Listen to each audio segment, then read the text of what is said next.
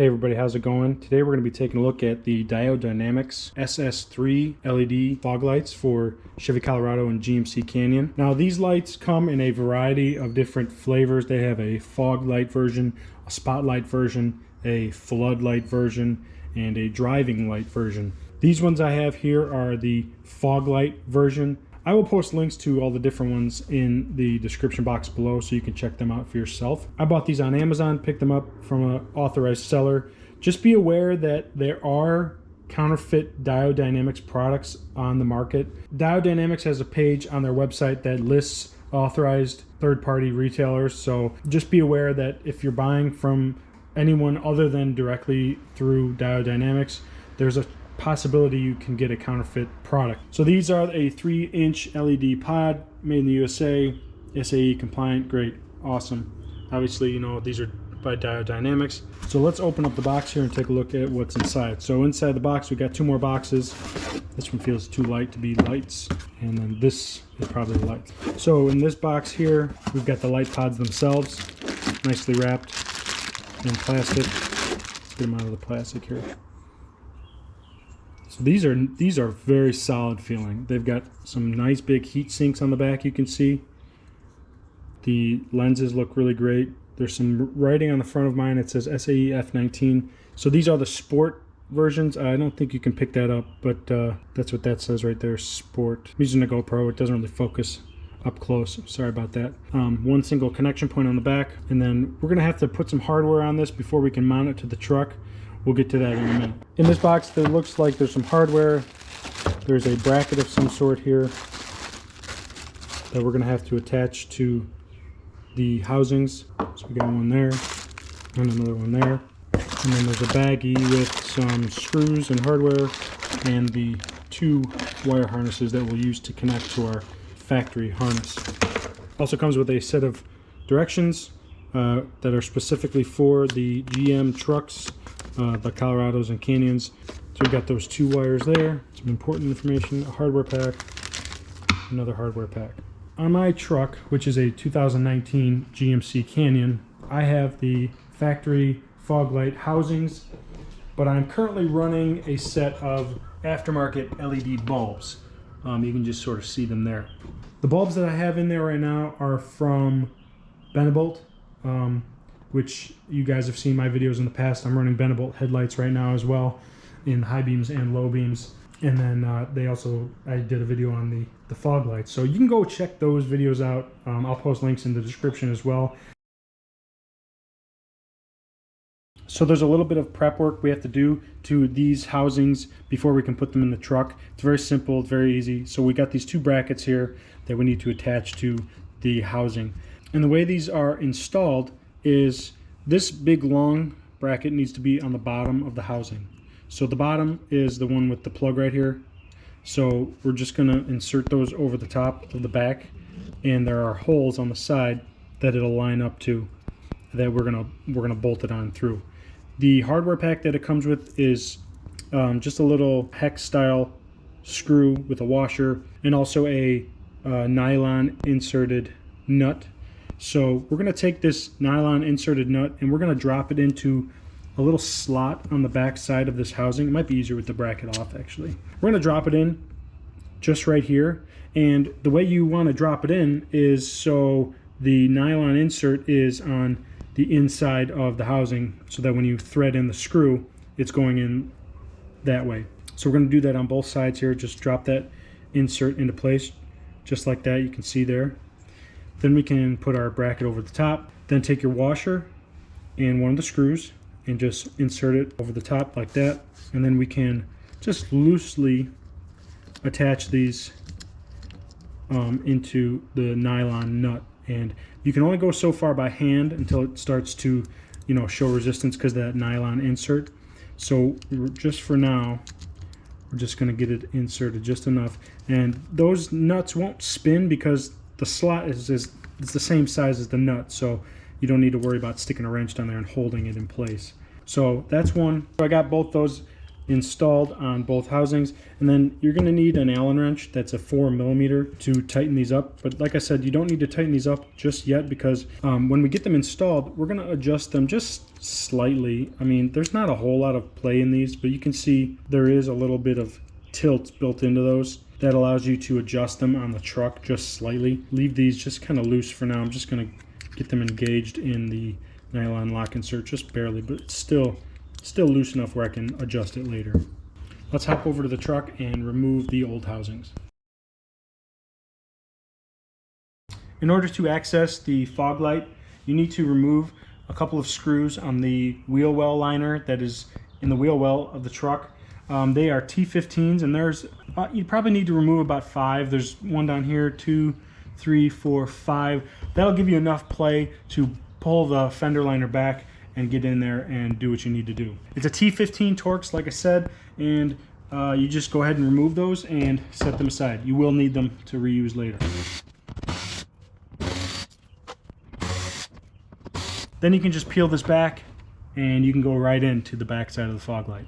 So once you open up the wheel well, you can get right into the back side of the fog light and go ahead and remove the connector for the bulb that's in there now. It's just a simple tab on the back here that you squeeze and it pops right off. The next thing we need to do is actually remove the entire front bezel that is on the front side. And the way that it's done is from the back side here, there's these tabs and it's all around the housing itself. And you push these tabs and then the bezel will pop out the front. Alright guys, I've been fighting with this for about 20 minutes now, and I don't know what's making them so difficult, but on the Canyon there's a clip down there. There's these 2 clips here. Then there's also these 2, I can't really tell because I can't get my face in there, so I'm using my camera. Looks like a clip, looks like a clip. And then there's also 2 clips on the top here that need to be pushed down, that it seats into the body. You can see the red is the body, and you see they're kind of mangled from me trying to pry them.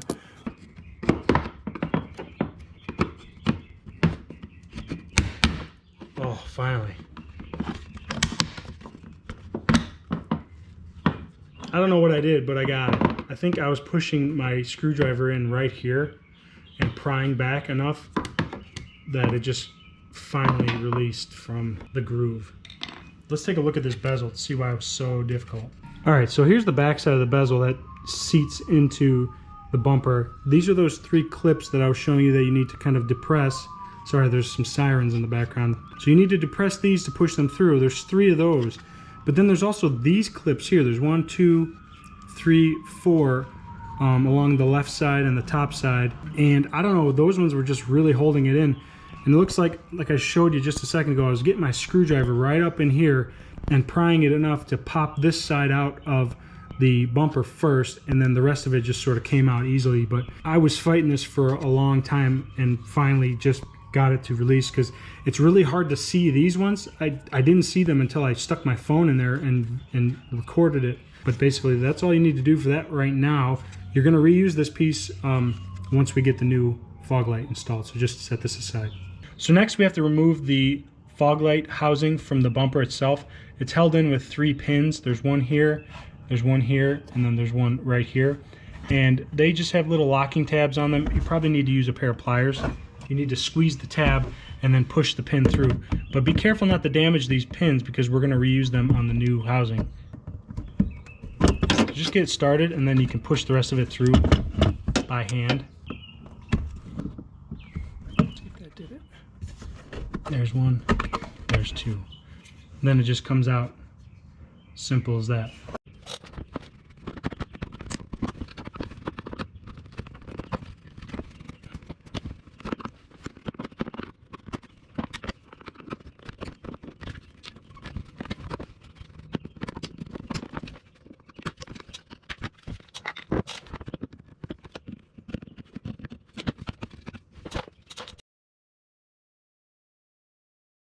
So I finally got those removed from the bumper. Next we're going to remove these plastic pins. They just should pop right off, and we're going to just insert them onto the Diode Dynamics housings just like that. So they come right off pretty easy and they snap right into place. So just gently remove those 3 pins and install them on both housings. Next, I'm going to take the wire harnesses and I'm just going to install them now. I think it'll be easier than doing it later. So this end with the orange gasket needs to go into the housing. Make sure it seats fully. You'll hear a nice click. Here's the other one. So one thing I want to mention is it doesn't matter which fog light goes into the driver's side or the passenger side. The holes on the bracket are set up to be identical. So I want to test the connector because these are polarity sensitive, meaning it does matter which way you plug this connector in, and it won't work if you plug it in backwards. They say to test your connector first. So I'm just going to feed this connector through and test the light now.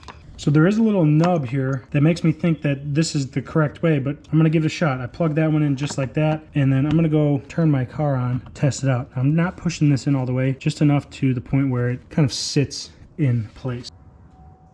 So it looks like we got the connector right on that one. So now that we know the connector works, I'm going to pop this back out. I'm just going to slightly tighten up this one on the inside a little bit more because you won't really be able to access it once it's in place. I'm not going to crank it down all the way. I'm just going to get it nice and snug. That's good there. And then I'm also going to snug this one up just a bit. That one will be able to reach. So then next, we're just going to pop these into the 3 holes and make sure that they fully seat, locking the housing into place.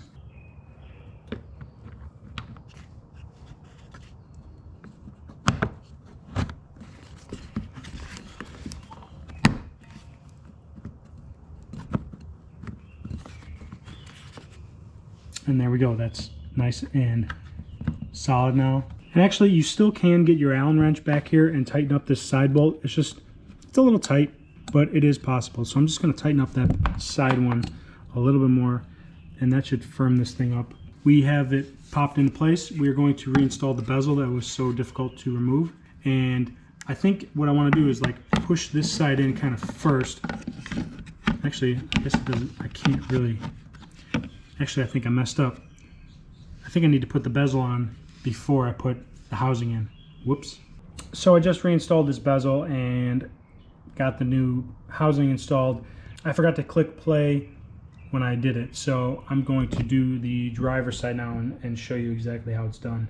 This is how it looks without the cover that is still coming. So I bought these on Amazon, and it's an authorized Amazon seller, but they had these lights in their inventory before Diode Dynamics was including the cover that goes over the top of this to take up this gap. I reached out to Diode Dynamics, explained the situation. They were cool about it. They are sending me a set of bezels for free. They do sell them for $10 for a pair. So if you do happen to break one day or whatever, you can buy new ones. I will install those just over the top of this, and then that'll take up this gap here that is kind of ugly.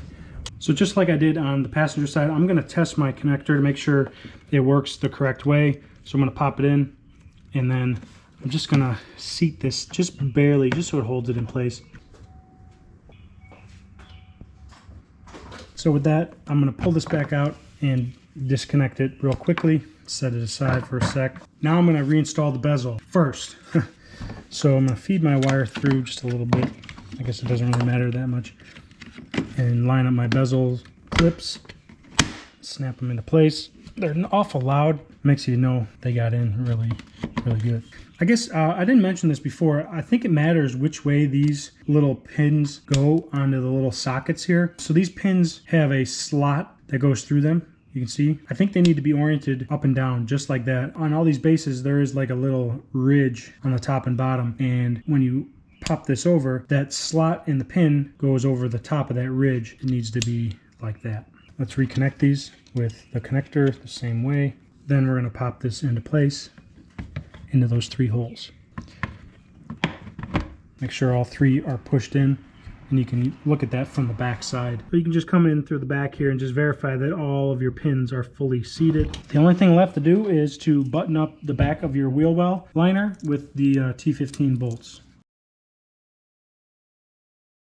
Earlier in the video, I stated that the plastic bezel covers were not included in my original Amazon order. I contacted Diode Dynamics, and they sent me a pair of these for free, and then they came in the mail a couple days later. So when I went to pop these on to the LEDs, I found another problem, and you can probably see right away that these do not fit the pods. And that's because these pods have the wrong bezel. These are the round bezel, where in order to use these plastic covers, you have to use the standard bezel, which is what I have in my hands here. You can see they're quite a bit different size. Again, I reached out to Diode Dynamics and said, you know, here's the situation, and they sent me these for free, and they're pretty easy to swap over, so that's what I'm going to show now. So I had to totally remove these from the truck, and I had to totally remove the brackets that are used to attach these to the Colorados and Canyons. So that's all that hardware there that I showed you earlier in the video. And then on the back of each of these is 4 screws, and these are T10 Torx screws. You have to remove those 4 screws, and then you'll be able to pull this bezel off and then reattach the standard size bezel, and then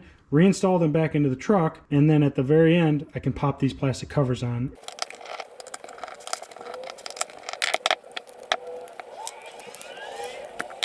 So here's a shot of what the lights look like without a bezel. There is a rubber gasket all around the edge here that helps seal it when you have this bezel installed. There's like a little channel all around here that really seals the bezel to the pod itself so that water doesn't get in.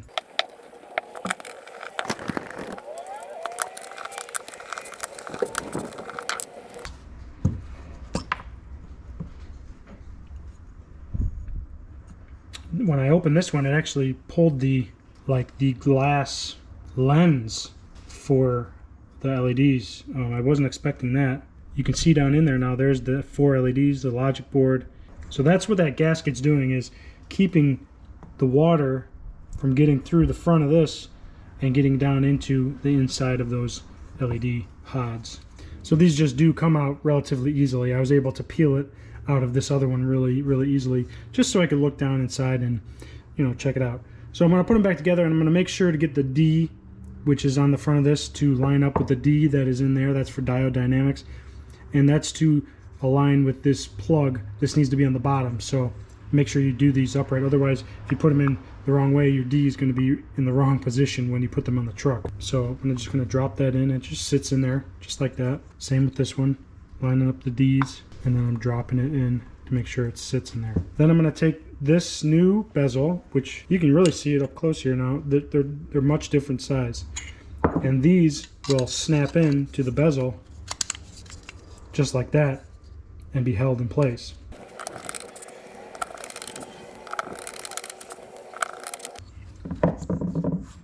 So that's the end product there.